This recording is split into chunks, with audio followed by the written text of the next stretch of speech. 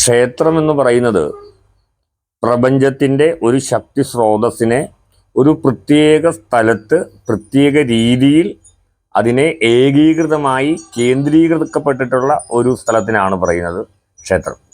ചിലർ ചോദിക്കാറുണ്ടല്ലോ, എന്തിനാ അമ്പലത്തിൽ പോകുന്നത്? വീട്ടിൽ ഇരുന്ന് പ്രാർത്ഥിച്ചാൽ പോരെ, അല്ലെങ്കിൽ സത്പ്രവൃത്തികൾ തന്നെ ചെയ്താൽ പോരെ, അല്ലെങ്കിൽ ക്ഷേത്രത്തിൽ പോകേണ്ടതായിട്ടുള്ള എന്തെങ്കിലും കാര്യമുണ്ടോ? ക്ഷേത്രത്തിൽ പോയില്ലെങ്കിലും വീട്ടിൽ ഇരുന്ന് പ്രാർത്ഥിക്കാം. ഇപ്പോൾ അതിനൊരു ഉദാഹരണം പറയുവാണെങ്കിൽ, നമുക്ക് ആശുപത്രി പോയില്ലെങ്കിലും സ്വയം ചികിത്സിക്കാം. ആവശ്യമായ മരുന്ന് മെഡിക്കൽ സ്റ്റോറിൽ കിട്ടും, ആശുപത്രി പോകണമെന്നില്ല. പക്ഷെ എന്തുകൊണ്ടാണ് നമ്മൾ ആശുപത്രി പോകുന്നത്? ആശുപത്രി ഒരു ശാസ്ത്രീയ സംവിധാനത്തിൽ ഉണ്ടാക്കിയിട്ടുള്ളതും ശാസ്ത്രബോധമുള്ളതും ശാസ്ത്രജ്ഞാനമുള്ളതുമായ ആളുകളുടെ ഒരു കൂട്ടസ്ഥലമാണ് അവിടെ. അവർ ശാസ്ത്രീയമായി പഠിച്ച് അതിന് വേണ്ട കാര്യങ്ങൾ ചെയ്യുന്നതാണ്.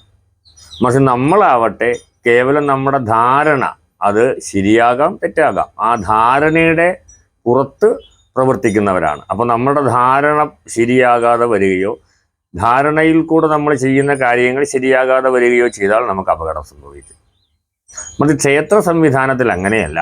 അവിടെ ഒരു താന്ത്രിക വിധാനം അവിടെ സൃഷ്ടിക്കപ്പെട്ടിട്ടുണ്ട്. അവിടെ എല്ലാം ശാസ്ത്രീയമായ ഒരു സംവിധാനത്തിലൂടെ, ഒരു സങ്കല്പത്തിലൂടെ കടന്നു പോകുന്നത് കൊണ്ടാണ് നമ്മളോട് ക്ഷേത്രത്തിൽ പോകാൻ പറയുന്നത്. ഇനി നിങ്ങൾ ക്ഷേത്രാരാധനാ ക്രിയകളോ കാര്യങ്ങളോ ഒക്കെ സ്വയം പഠിച്ച് അതിൻ്റെ അവബോധങ്ങൾ സൃഷ്ടിക്കപ്പെട്ട ആ ബോധതലം ഉയർന്ന ഒരാളാണെന്നുണ്ടെങ്കിൽ നിങ്ങൾ ക്ഷേത്രത്തിൽ പോകേണ്ട കാര്യമില്ല.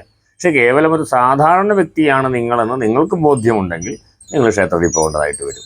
വീട്ടിൽ ഇരുന്ന് ക്ഷേത്രീയമായിട്ടുള്ള കർമ്മങ്ങൾ ചെയ്യാൻ നിങ്ങളെ കൊണ്ട് സാധിക്കില്ല. മാത്രമല്ല, ക്ഷേത്രവിധാനവും കുടുംബവും തമ്മിലും രണ്ട് വ്യത്യാസമുണ്ട്. അത് മനുഷ്യാലയവും ദേവാലയവും രണ്ടും രണ്ടാണ്.